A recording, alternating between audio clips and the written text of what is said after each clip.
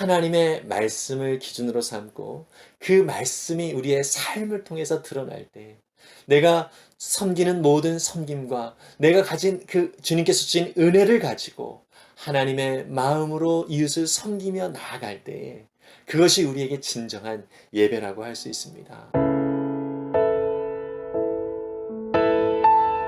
안녕하세요. 이태희 목사입니다. 네, 오늘도 우리에게 새날을 주신 주님께 감사와 찬양을 드립니다.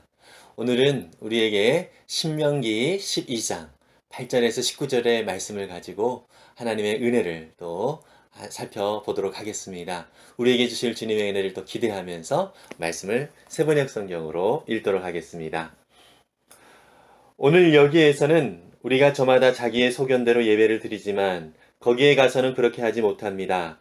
주 당신들의 하나님이 당신들에게 유산으로 주시는 땅에 아직 이르지 못하고 그곳에서 누릴 안식을 아직 얻지 못한 지금은 당신들이 소견대로 합니다.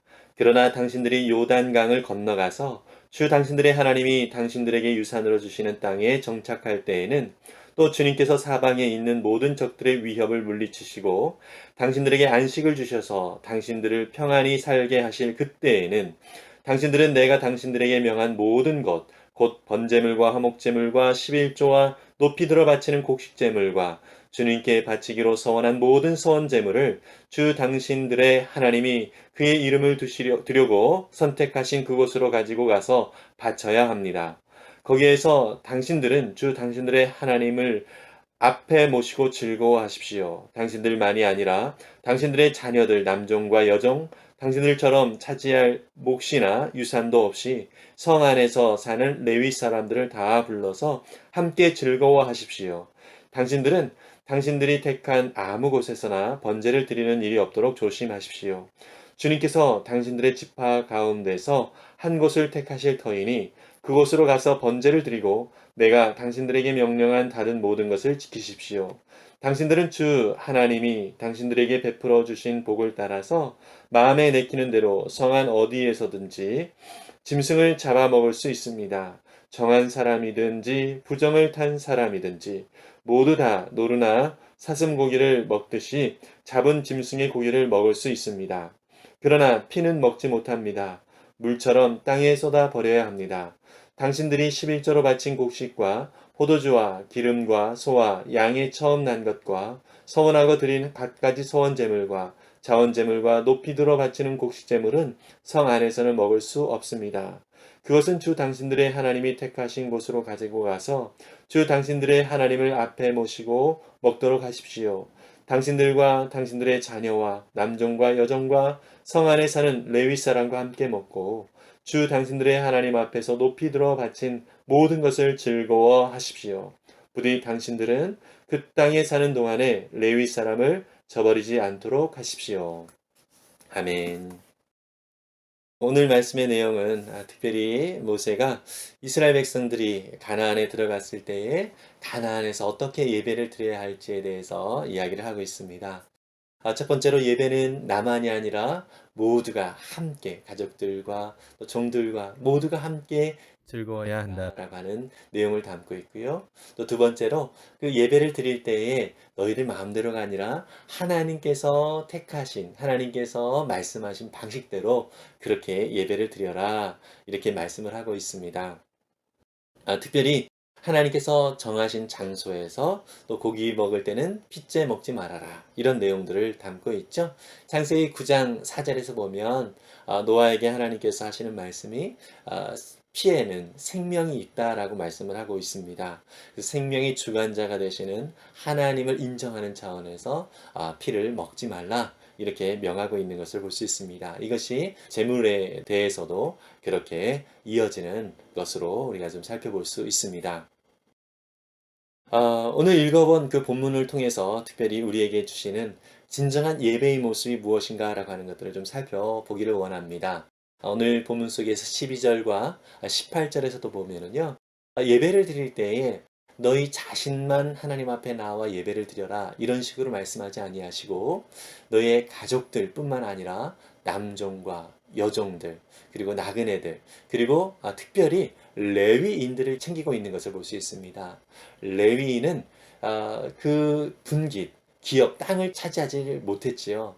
레위인의 역할은 바로 각 지파별로 배치가 되어서 그 지파가 하나님을 섬길 수 있도록 하나님 앞에 예배하고 제사할 수 있도록 그 역할을 제사장의 역할을 감당하고 있었던 족속이 바로 레위 지파였다라고 하는 것이죠. 그렇기 때문에 레위 지파는 그의 분깃이 없고 기업이 없다 보니까 생계를 유지할 수 있는 방법이 유일하게 그 각 지파가 내는 11조 그 헌금을 통하여서 그들의 생계를 유지할 수가 있었던 것입니다. 그래서 이 레위 지파는 누군가 챙기지 않으면 절대로 생계를 유지할 수 없는 그런 상황이었기 때문에 하나님께서는 레위 지파에 대해서도 특별히 말씀을 하고 있는 것을 볼 수 있습니다. 이렇게 하나님 앞에 예배를 할 때에, 예배를 드릴 때에, 자기 자신만의 어떤 그 정말 신비로운 어떤 그 광경 속에서 하나님 앞에 예배하는 것이 아니라 모두들, 자기와 함께 지내는 이웃들뿐만 아니라 또 레위 지파들도 함께 불러서 하나님 앞에 예배를 드릴 수 있도록 그렇게 명하신 것은 예배의 진정한 의미는 나만 좋은 것이 아니라 함께 즐거워해야 한다는 것이죠. 다시 말해서 우리가 받은 은혜는 나만 누리라고 하는 것이 아니라 하나님께서 허락하신 우리 주변에 허락하신 모든 또 연약한 자들 또 도움이 필요한 자들 그런 사람들과 함께 나누라고 우리 가운데 은혜를 주셨다라고 하는 것을 살펴볼 수 있습니다. 여러분, 교회를 오랫동안 다니신 분들은 간증을 하는 그런 간증의 내용들을 많이 들어보셨을 것입니다. 그런데 어떤 간증은 간증을 들으면 약간 마음에 좀 부담이 되어지고 저 간증은 괜히 들었다 이런 생각이 좀 드는 간증이 있기도 하고요. 정말 어떤 간증은 정말 마음속에 정말 하나님이 주시는 은혜로 따뜻해지고 또 하나님 안에서 더 내가 믿음으로 나아가게 되겠다 이런 어떤 그 다짐을 하게 되어지는 간증이 있기도 합니다. 주로 첫 번째로 얘기했던 정말 마음이 좀 답답해지고 또 괜히 들었다 이런 생각이 드는 간증이 무엇이냐면 자기가 받은 복들만 쭉 나열하는 것입니다. 나는 이렇게 열심히 하나님을 섬겼더니 이런 많은 복을 받았어.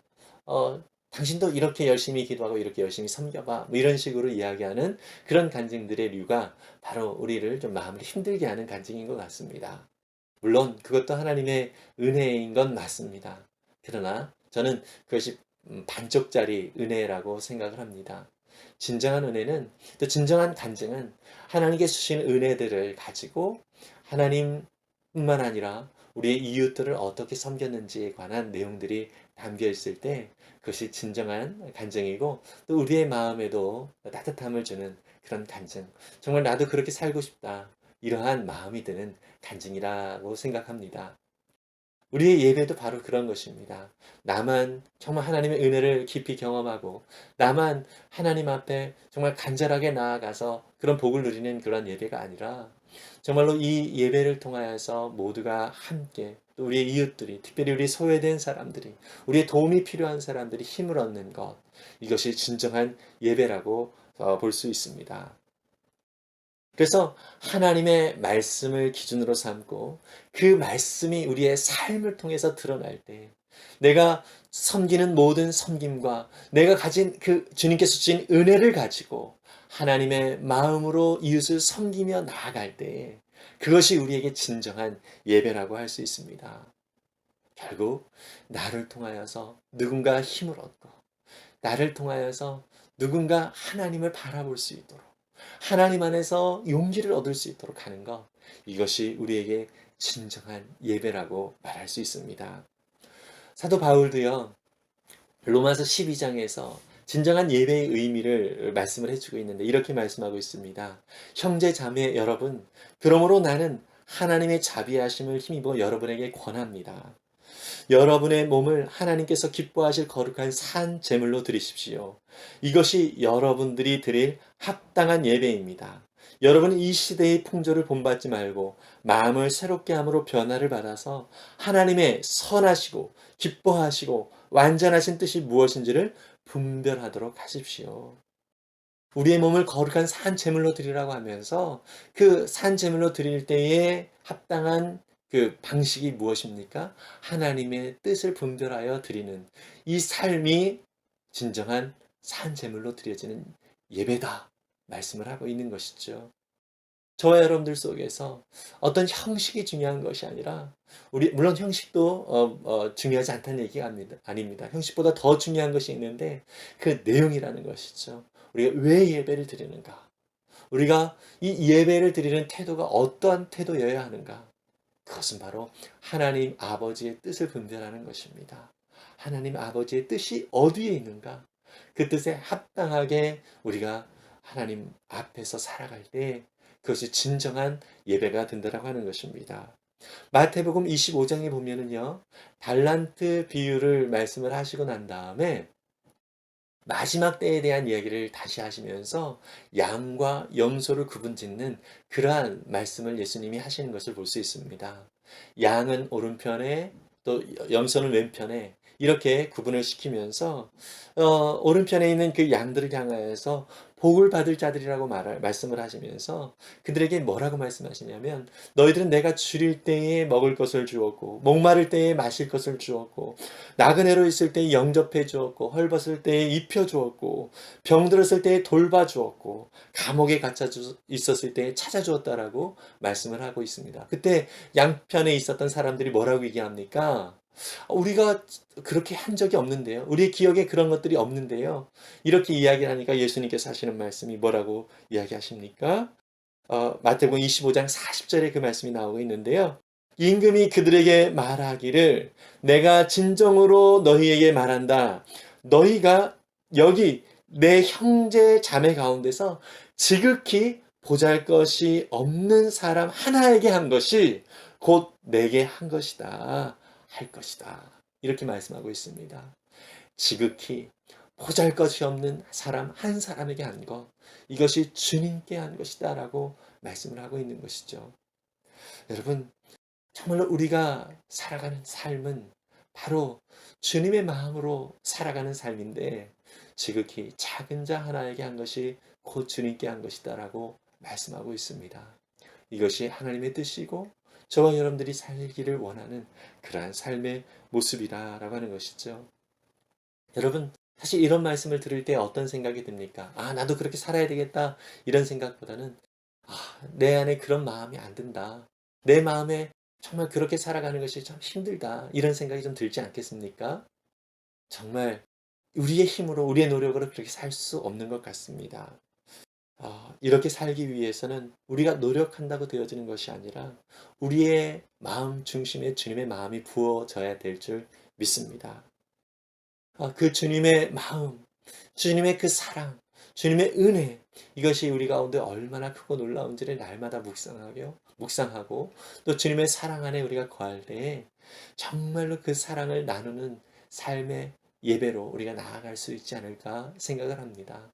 그래서 여러분, 오늘 주님께서 우리 가운데 주신 그 은혜들을 작은 것 하나라도 생각하면서 살아가는 그러한 삶이 되었으면 좋겠습니다.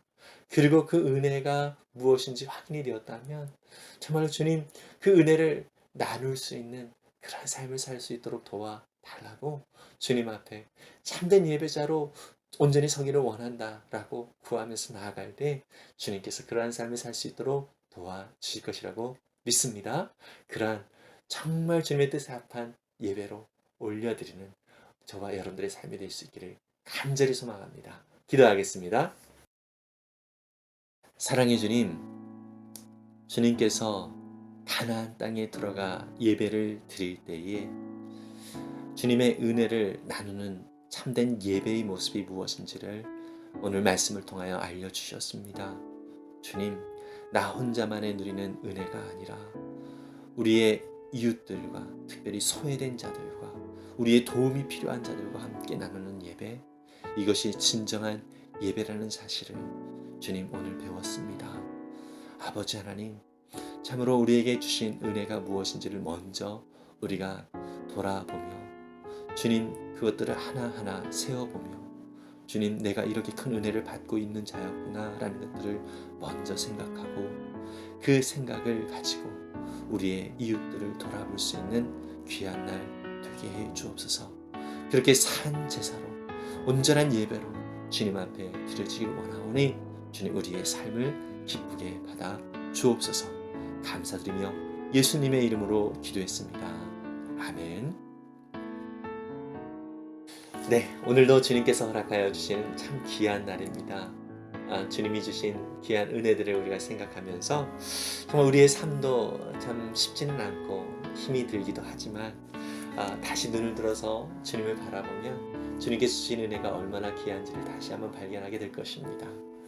그리고 그 주님의 은혜에 우리가 감사하고 또 오늘 우리 주변에 우리의 그 사랑 또 우리 가운데 허락하여 주신 주님의 그 사랑이 필요한 자들이 있는지를 살펴보고 지극히 작은 자 한 사람, 그 사람이 과연 누구일까 한번 돌아보면서 오늘 작은 것이라도 그 사랑을 나누는 그런 예배를 드리기를 원합니다 라는 결단을 할 수 있는 저와 여러분들 되었으면 좋겠습니다.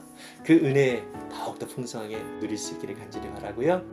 더욱 주님의 그 복을 오늘도 누릴 수 있는 귀한 날 되길 바랍니다. 하늘 복 많이 받으세요. 샬롬.